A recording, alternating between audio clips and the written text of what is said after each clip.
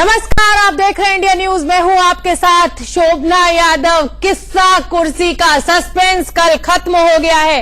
5 राज्यों के जो नतीजे हैं वो सबके सामने हैं। कांग्रेस ने सरकार बनाने का दावा तीनों राज्यों में पेश कर दिया है। राज्यपाल से मिलने का समय मांगा है। हम आपको आपकी टीवी स्क्रीन पर दिखा भी रहे हैं कि अगर किसी से मिस हो गया हो, क्योंकि मध्य प्रदेश का सस्पेंस आधी रात तक बना रहा, तो 230 सीटों में से 109 पर बीजेपी ने जीत हासिल की है, 114 पर कांग्रेस ने जीत हासिल करी है। अन्य के खाते में 7 गए हैं, जिनमें बागी की संख्या 3 है और 4 बीएसपी के विधायक हैं। तो एक बड़ा आंकड़ा कांग्रेस के पक्ष में आ चुका है, मैंडेट आ चुका है। 3 राज्यों में कांग्रेस ने सरकार बनाने का दावा भी पेश कर दिया है।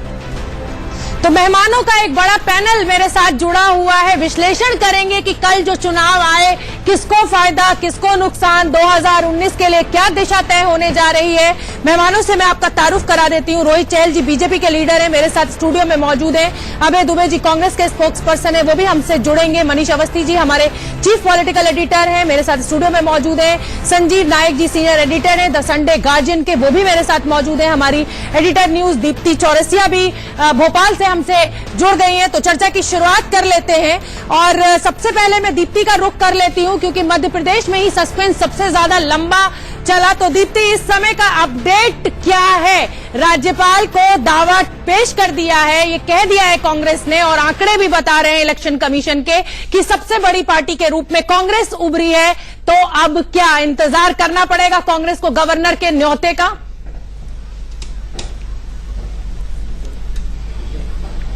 बिल्कुल, कल रात में 11 बजे के आसपास ही कांग्रेस ने राज्यपाल को इस बात का दावा पेश किया।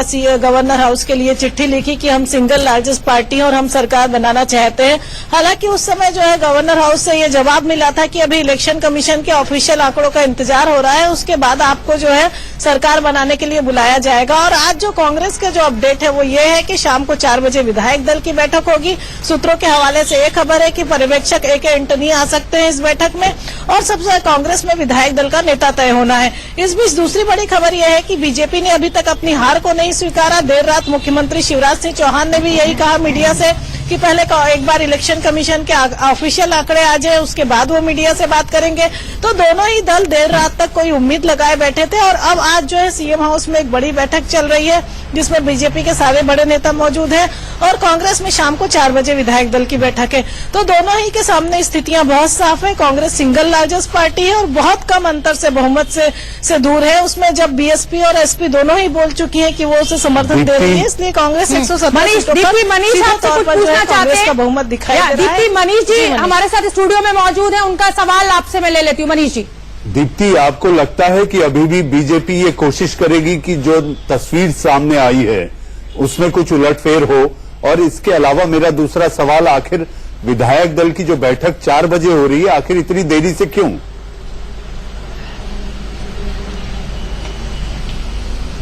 देखिए, जो बीजेपी की बात है तो मुझे नहीं लगता कि बीजेपी अब किसी तरह के जोड़तोड़ का इंतजार कर रही है, क्योंकि बीजेपी 109 सीटों पर है और बीएसपी और सपा ने सीधे तौर पे बीजेपी को समर्थन देने से मना किया है। अगर 4 निर्दलीय भी बीजेपी के साथ पहुंचते हैं तो वो कांग्रेस के फिगर पर ही पहुंचेगी और बहुमत के फिगर तक तो नहीं आ सकती, बहुमत के आंकड़े को नहीं छू पाएगी। तो मुझे नहीं लगता कि बीजेपी अब इस स्थिति में बची है कि वो किसी तरह के जोड़ तोड़ पर विचार कर रही हो। हालांकि ये जरूर हो सकता है, और इसमें सबसे बड़ी बात मनीष ये रही कि दोनों ही पार्टी अगर बहुमत को नहीं छू पाई तो उन दोनों ही पार्टियों के दिग्गज रहे।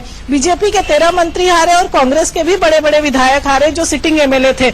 और रही बात कांग्रेस के विधायक दल की बैठक की, तो ये कम से कम शाम को 7-8 बजे से तय कर लिया गया था। कल शाम को 6 बजे कांग्रेस में कमलनाथ ने सारे विधायकों को भोपाल बुला लिया था। हो सकता है उस समय या तो कांग्रेस को ये लग रहा हो कि पूरा बहुमत आ जाएगा, या कांग्रेस को ये लग रहा हो कि शॉर्ट में बता दीजिए दीप्ति कि ए.के. एंटनी पहुंच गए हैं क्या? पर्यवेक्षक बने हैं वो? जी, अभी सूत्रों के हवाले से ये खबर है कि ए.के. एंटनी, जी सूत्रों के हवाले से खबर आ रही है कि ए.के. एंटनी आज मध्य प्रदेश पहुंचेंगे, भोपाल पहुंचेंगे, और शाम को 4 बजे विधायक दल की बैठक होगी। और जहां तक इतनी जल्दी बैठक बुलाने की बात है तो मुझे लगता है कि कांग्रेस को ये लग रहा था कि किसी तरह की जोड़ तोड़ ज्यादा करनी पड़ी तो वो कम से कम गवर्नर के सामने अपने विधायकों की परेड करा सकेंगे। ठीक है, क्योंकि कल रात तक जिस समय बैठक बुलाई गई बहुत ही संशय की स्थिति थी, सस्पेंस था कि आखिर बीजेपी आएगी या कांग्रेस आएगी। ठीक है दीप्ति, आप बनी रहिए हमारे साथ।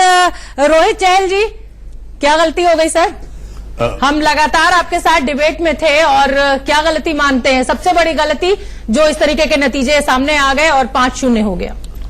देखिए, कर्तव्य पथ पर जो भी मिला ये भी सही वो भी सही। मुझे लगता है कि हार और जीत जो है वो चलती रहती है, चुनाव है।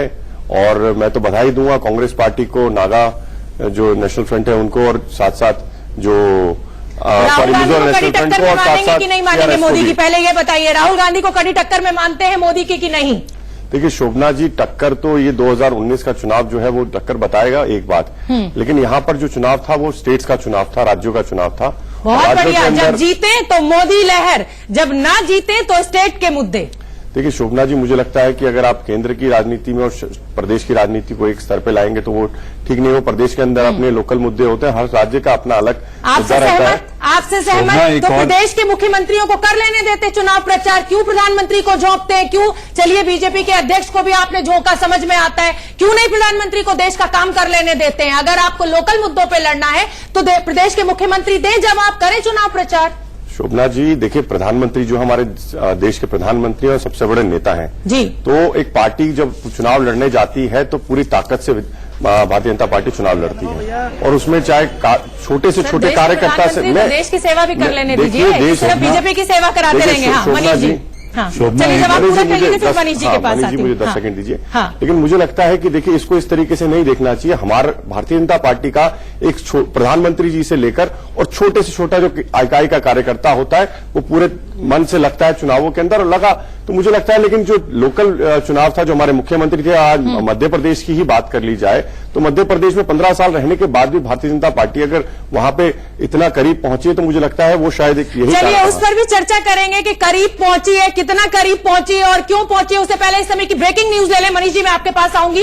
इस समय की बड़ी खबर आ रही है, सामना के संपादकीय में शिवसेना ने बड़ा हमला बीजेपी के ऊपर बोला है। सामना के संपादकीय में विधानसभा चुनावी नतीजों के बाद मोदी शाह पर तीखा प्रहार किया गया है। संपादकीय में लिखा गया है कि 4 राज्य भाजपा मुक्त हुए और जनता ने ज्यादा उड़ने वालों को धराशायी किया है। इसके साथ ही राहुल गांधी को मेरिट लिस्ट में बताते हुए लिखा गया है कि कांग्रेस ने बीजेपी की चाणक्य नीति को तोड़ा। मनीष जी, बड़ा हमला, खुद के सहयोगी अब सामने हैं। अब बीजेपी के लिए ये चुनौती है कि अब हमेशा हर जगह पर, हर स्टेट में आप बिग ब्रदर की भूमिका में बिल्कुल नहीं हैं। अब आपको कहीं ना कहीं कॉम्प्रोमाइज करना पड़ेगा।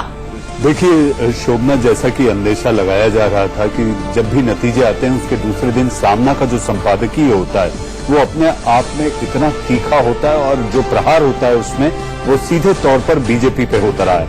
लेकिन आज के इस संपादकीय में अगर आप देखें तो राहुल गांधी की संजीदगी देखिए। वो ये कल कह रहे हैं अपनी प्रेस कॉन्फ्रेंस में कि मैं नहीं चाहता कि देश भाजपा मुक्त हो, लेकिन इनकी अपनी सहयोगी दल इनका साथ। मनीष जी, ये लेटेस्ट तस्वीरें आ गई हैं और देखिए पीले फूलों की माला में अशोक गहलोत क्या सज रहे हैं, खुशी देखिए चेहरे पर उनके। संकेत और संदेश साफ है। बिल्कुल।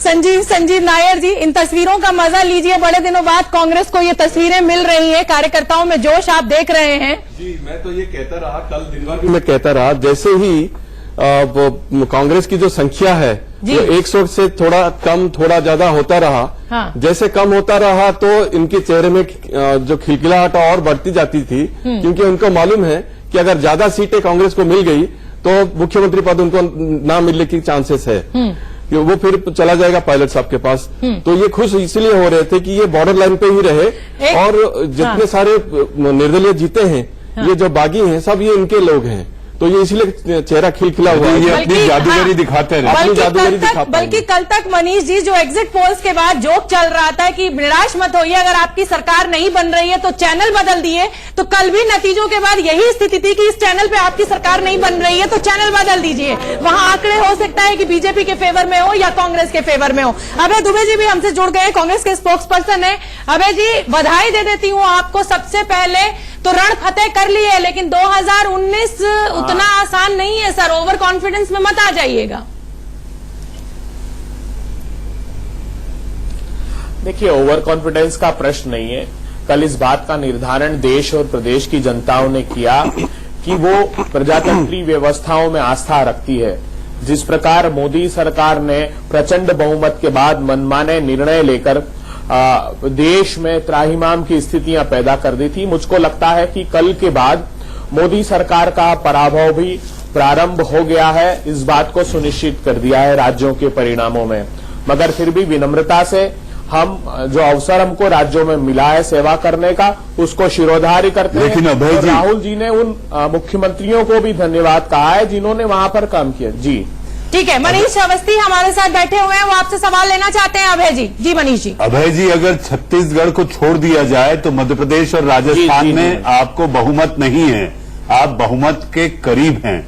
आखिर सरकार विरोधी लहर के बावजूद मध्य प्रदेश में आप देखिए व्यापम था, किसानों की अवहेलना हुई थी, उसके बावजूद भी आप लोग अगर प्रचंड वाली स्थिति नहीं पैदा कर पाए तो आखिर कहां कमजोर हुए? मुद्दों को नहीं भुना पाए। मनीष जी, यही सवाल है आपका। इस मनीष सवाल जी के का साथ सवाल है जी। एक संजीव नायर जी भी मेरे साथ है, सीनियर जर्नलिस्ट, सर आप भी अपना सवाल जोड़िए। इसके साथ मैं जोड़ देता हूं, एक साथ आप उत्तर दे दीजिएगा। मेरा ये कहना है कि जब दिल्ली में हारा बीजेपी, जब बिहार में हारा बीजेपी, आप यही बात कह रहे थे कि इनके हार की दौर शुरू हो गई और फिर बाद में उत्तर प्रदेश में उन्होंने एकदम स्वीप किया, प्रचंड बहुमत के साथ आए। तो ये कब तक कहते रहेंगे? देखिए, हिंदी हार्टलैंड में भारतीय जनता पार्टी का अपदस्थ होना बहुत बड़ा संकेत है। हाँ, ये बात ठीक है कि हम अपेक्षा कर रहे थे कि मध्य प्रदेश राजस्थान में 150 सीटें हमको मिलेगी, मगर बहुत मार्जिनल वोटों से हम कई सीटों पर अपना स्थान नहीं बना पाए, 300-400 वोट से। तो मुझको लगता है कि मोटे तौर पर जनता ने जो मैंडेट दिया है वो भारतीय जनता पार्टी के खिलाफ है। मध्य प्रदेश में भी जो 4 कांग्रेस पार्टी से हम जिनको टिकट नहीं दे पाए थे और वो इंडिपेंडेंट इलेक्शन लड़े थे, उन्होंने भी इस बात को घोषित कर दिया कि वो कांग्रेस पार्टी के साथ आ रहे हैं। विक्रम राणा है सुसनेर से, शेरा भैया है बुरहानपुर से, केदार द्वारे है और प्रदीप जायसवाल है वारासिवनी से। तो के लिए भी लागू है। मुझको लगता है कि भारतीय जनता पार्टी को इस हार को स्वीकार करना चाहिए और कम से कम मध्य प्रदेश। चलिए, समय की थोड़ी सी खबर आपको दे दे। भोपाल में ज्योतिरादित्य सिंधिया से मिलने बुरहानपुर से जीते निर्दलीय विधायक सुरेंद्र सिंह पहुंचे हैं। इसके अलावा 1 दर्जन से ज्यादा कांग्रेस विधायक ज्योतिरादित्य सिंधिया से मिलने के लिए होटल पहुंचे हैं। कांग्रेस पहले से ही ये लगातार दावा कर रही है कि जितने भी निर्दलीय हैं वो कांग्रेस के साथ खड़े हुए हैं। जो 3 उसके जो बागी विधायक जीते हैं उनका भी दावा है कि वो कांग्रेस के साथ ही खड़े होंगे, ऐसा ज्योतिरादित्य सिंधिया का कहना है। और अब बुरहानपुर से निर्दलीय विधायक जो जीते हैं वो उनसे मिलने के लिए पहुंचे। मनीष जी, बहुत छोटा सा रिएक्शन इस खबर पर। देखिए, सियासी सरगर्मी जो है लगातार शाम तक, जब तक विधायक दल की बैठक नहीं होती तब तक चलती रहेगी और विधायक दल की बैठक में ये साफ हो जाएगा कि चेहरा कौन होगा। लेकिन जो मेरी जानकारी मध्य प्रदेश से आ रही है, दीप्ति से बात हुई, उसके मुताबिक मुझे लग रहा है कि मध्य प्रदेश में कमल ही खिलेगा, लेकिन उसमें थोड़ा वक्त लगेगा चीजों को समझने को लेकर। अब जिस अंदाज में मतलब आप अभी भी ये गुंजाइश देख रहे हैं कि बीजेपी सरकार बना लेगी मध्य प्रदेश में, कमल ही खिलेगा? बीजेपी नहीं, बात जो मैं उसी पर आ रहा था शोभना। आप ये समझिए कि अगर निर्दलीय विधायक ज्योतिरादित्य से मिलने पहुंच रहे हैं तो आप ये समझिए कि जिन विधायकों की जरूरत है वो कुंबा कौन लेकर वहां पहुंचता है और वहां पर वो बात होती है। तो दावेदारी, आप जानती हैं, राजनीति असीम संभावनाओं का खेल होता है और ऐसी स्थिति में निर्दलीय विधायकों के साथ जो पहुंचेगा वो अपनी ताकत दिखाने की कोशिश करेगा। गणेश जी के साथ मैं सहमत हूँ। कमल खिलेगा, लेकिन कमल के साथ नाथ लग जाएगा। नाथ लग जाएगा। मैं वही सुन के थोड़ा सा शॉक में आ गई। मैंने कहा कि मनीष जी की एनालिसिस कैसे कह रही है कि कमल खिलने जा रहा है मध्य प्रदेश में, आंकड़े तो कुछ और कह रहे हैं। चलिए, फिलहाल हमें रुकना होगा एक छोटे से ब्रेक के लिए, फौरन हाजिर हो रहे हैं। देखते रहिए इंडिया न्यूज।